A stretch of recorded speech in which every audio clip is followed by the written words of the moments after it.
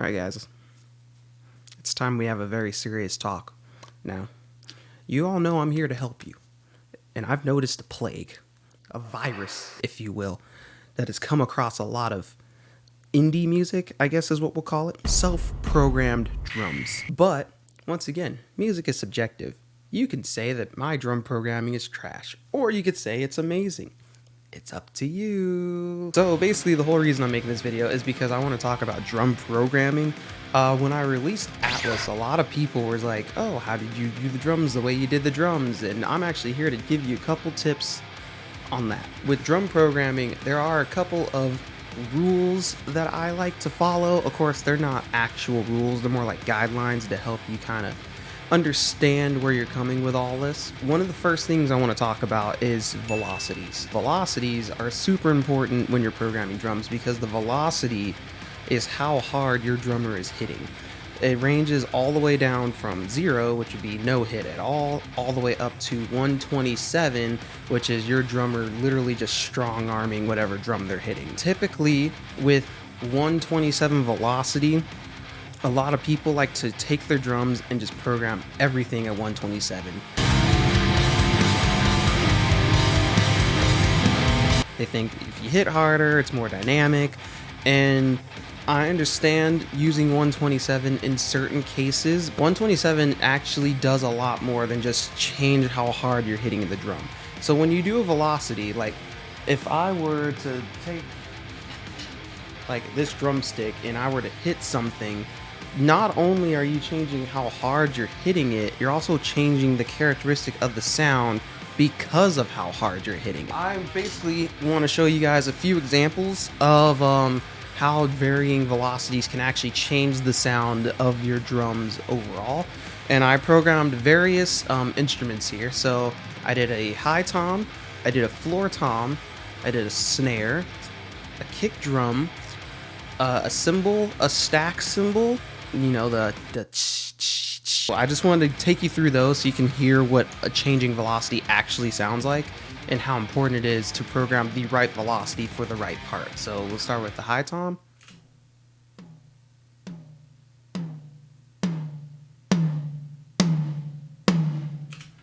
Floor tom.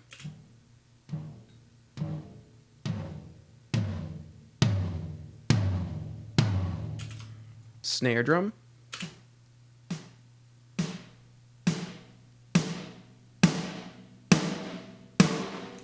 Kick drum.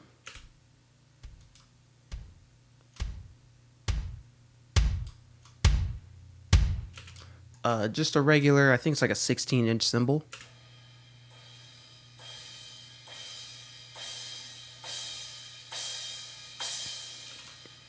The stack cymbal.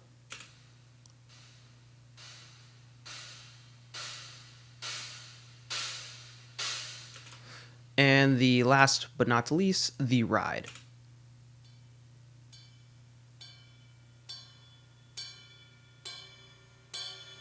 As you can tell, with certain things, you will begin to get a lot more kind of girth in the instrument, a lot more concentration, or as we call it, attack from the instrument, and that's just because you're hitting it harder, you're striking it more. On the opposite side, on certain instruments, you can start to get a lot more ring. So like if you're over here on the snare, so you see how you can hear that doom, doom start to come up a lot more. It's just certain things that I wanted to point out with velocities. With drum programming, a lot of people tend to forget that a drummer is not a computer. Your drummer is human, just like you. If you're the guitar player, if you're the singer, if you're the bass player, you are human. A drummer cannot do everything a drum programmer can do. Remember, all drummers have 2 arms, 2 legs. If you have anything more than 3 things going on at one time, a drummer most likely can't play it. When you're drumming, the way you have your drum set set up, you may have your cymbals here, your snare here, your toms there.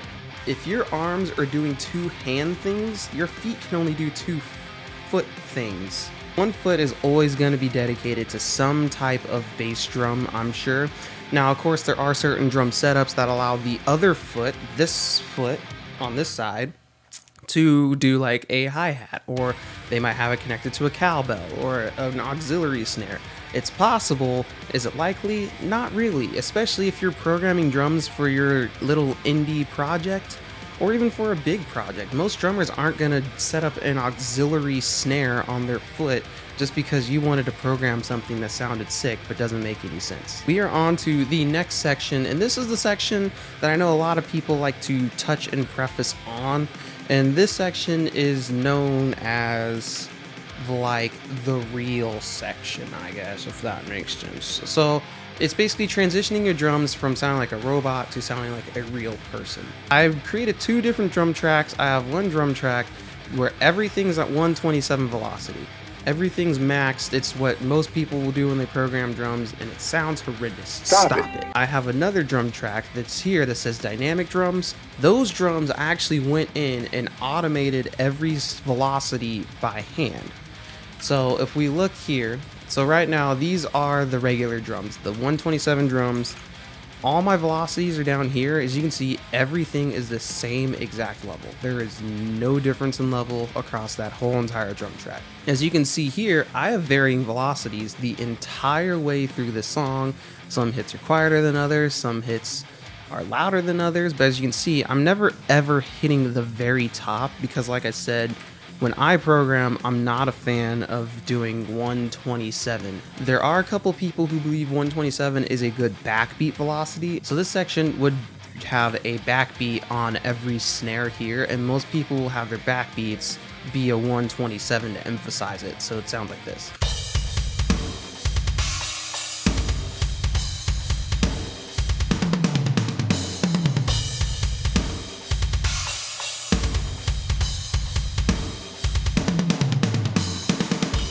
So there, that makes sense. So each backbeat here would be 127. I think I programmed about 125, 123, just because I feel like 127, it sounds a bit too unrealistic. When I talk about the real feeling, as you can see here, it's kind of hard to tell, but you can see that each of these drum parts have a slightly different tinge of blue, but they're all still blue, of course.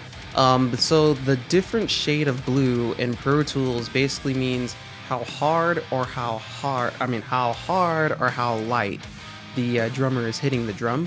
So the lighter the blue tint, the lighter he's hitting it. The darker the blue tint, the harder he's hitting it. When I have certain fills, like say the toms, going to toms to a snare, I have my toms being lighter and my snare being a little harder.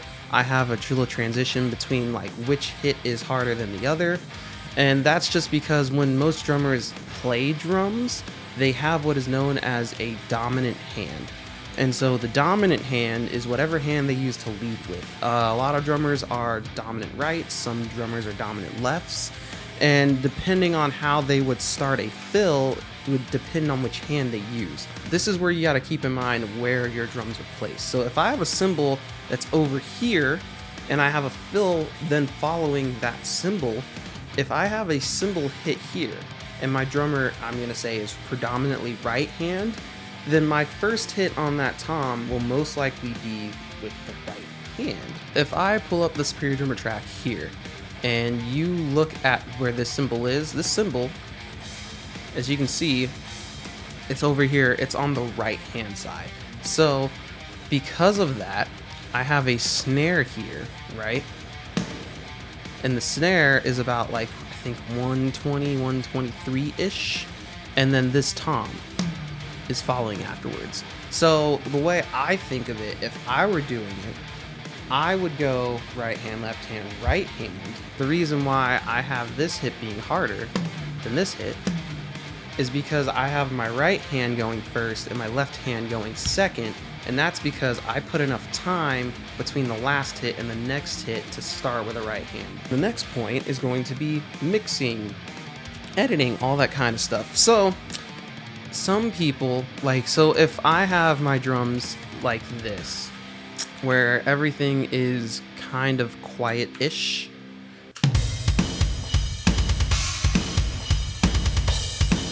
So as you can hear, my cymbals are pretty quiet, and that's pretty normal, especially in metal kind of music. The cymbals are usually more of a wash kind of feeling, not really something that's to be present. But a thing that you need to keep in mind is when you are programming drums is how are the drums going to be mixed? Because if you're going to mix it, if you're going to just bounce it through your mixer and say your mixer is the ultimate track, whatever that is, your stereo mix, then yeah, I can justify a lot of the 127 types of hits, because like if I'm going through my Superior Drummer, a lot of the stuff on here I already have pre-EQs and compressors, so that way when I do a really hard hit, it doesn't feel like it's a really hard hit. If you are trying to program realistic drums, as we would call it, then a couple things you want to keep in mind is make sure it's humanly possible. If it's not humanly possible, just don't even print it. Go back through again, look through it and say, oh, could a drummer play this? Could my drummer play this? Could some Instagram drummer that you see every day play this? And if the answer is yes, then sure, keep it. But also keep in mind, if you're writing a 4 to 5 minute song or a 3 minute song, they have to keep that intensity the entire time. And like I said, drummers aren't machines.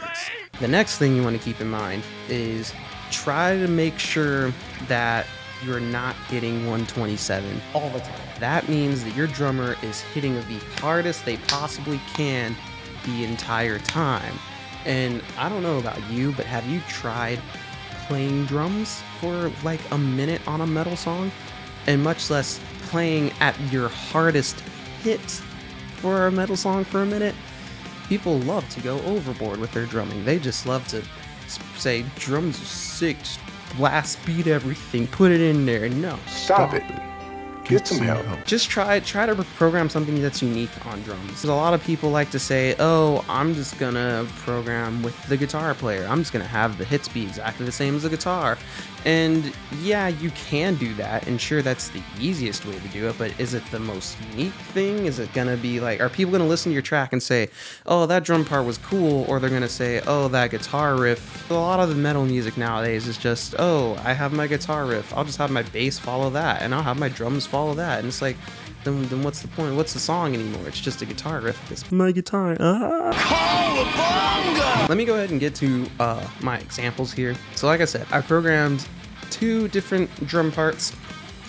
Or I guess I didn't program 2 different drum parts. I programmed 2 different drum tracks. One drum track is the drums 127, max velocity. Don't care.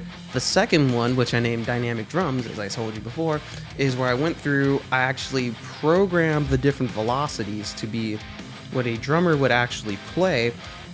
And then I also went through and I said, okay, is this fill possible? Can you do this kind of fill? Would this make sense? So this one's going to be the drums at full velocity.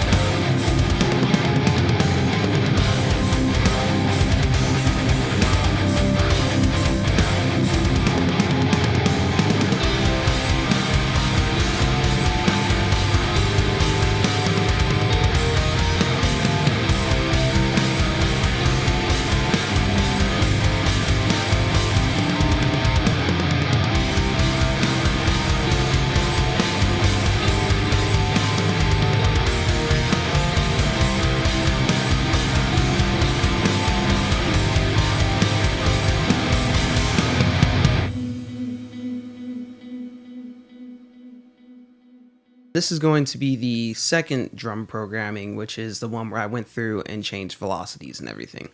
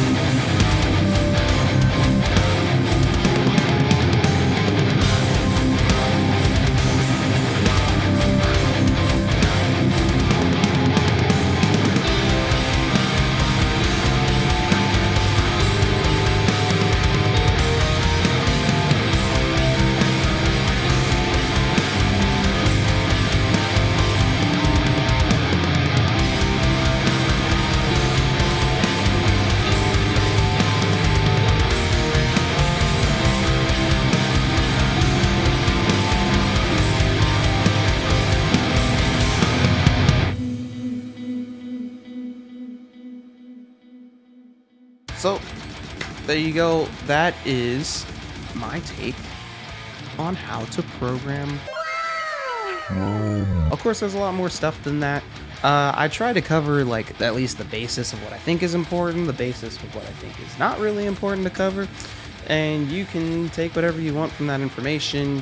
You can program drums at the 127 if you actually found that preferable, or you can actually go through and edit velocities, although that will take a couple of hours. I'm just kind of really showing you the options, and that's why I didn't want to say the right or wrong way to program drums, because once again, it's subjective. There is a way, of course, to do drums more realistically, and a way to do drums not realistically, but overall, it's your music, man. Do whatever you want with it. I don't care. I hope you guys did enjoy this video. I'm sorry this video took a long time. I had to work on the Atlas video, you know, the one that just showed up a couple days ago, that one. Thank you so much for joining me on this journey. I have been your captain, Conto64, and I will see you in the next video. Goodbye.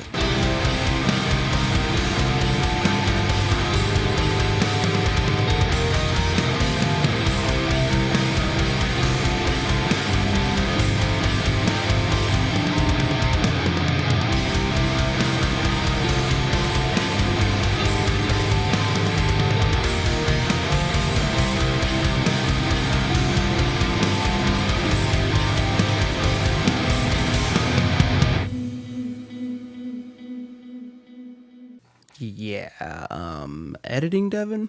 Yeah, what's going on, man? You got a lot of work to do, buddy. Good luck. Yeah, big ups, dude. Thanks.